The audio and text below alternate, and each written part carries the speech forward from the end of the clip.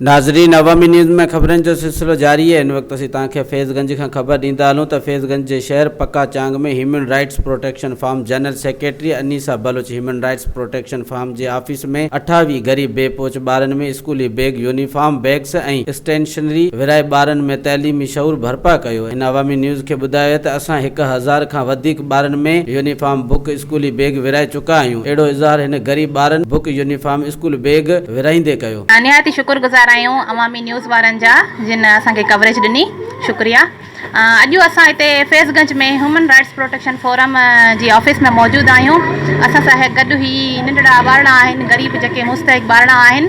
असांजो जेको आहे नारो आहे असांजी तंज़ीम जो, ह्यूमन तालीम हमारी ज़िंदगी, बचे हमारा मुस्तक़बिल।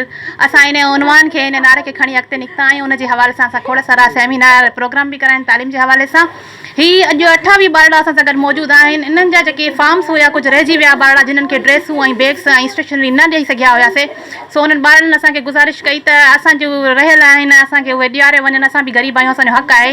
त अॼु असां उन्हनि ॿारनि खे पंहिंजी ऑफिस में अॼु घुराए असां उन्हनि खे अॼु इहो ड्रेस ऐं बैग्स ऐं स्टेशनरी मुहैया कई आहे।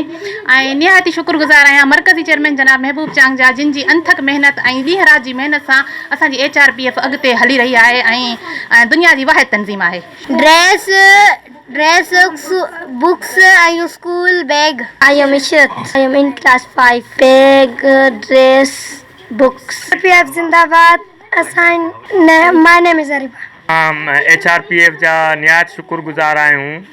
जंहिं हीअ रुॻो पहिरियों दफ़ो न पर हिन खां बि अॻु में बि इलाही दफ़ा असांजे ग़रीब मिसकिन नियाणियुनि खे, ॿारनि खे स्कूल बैग, यूनिफॉर्म ऐं स्टेशनरी ॾिनी आहे, जंहिंसां न रुॻो असांजे स्कूल जे ॿारनि में पढ़ण जो चाह वधियो आहे, पर साॻे वक़्तु ॿारनि खे यूनिफॉर्म में ॾिसी हुननि जा वालिदेन बि ख़ुशि थियनि था, ॿार पाण बि ख़ुशि थियनि था, असीं बि ख़ुशि थियूं था। असां निहायत शुक्रगुज़ार आहियूं। साॻे वक़्तु तव्हांजे चैनल जा बि शुक्रगुज़ार आहियूं जंहिं टाइम कढी ऐं असांजे ॿारनि वटि आया ऐं असांखे वधीक ख़बरनि ऐं तफ़सील जे लाइ विज़िट कयो असांजी वेबसाइट awamiNewsHD.com ऐं ॾिसंदा रहो अवामी न्यूज़ HD।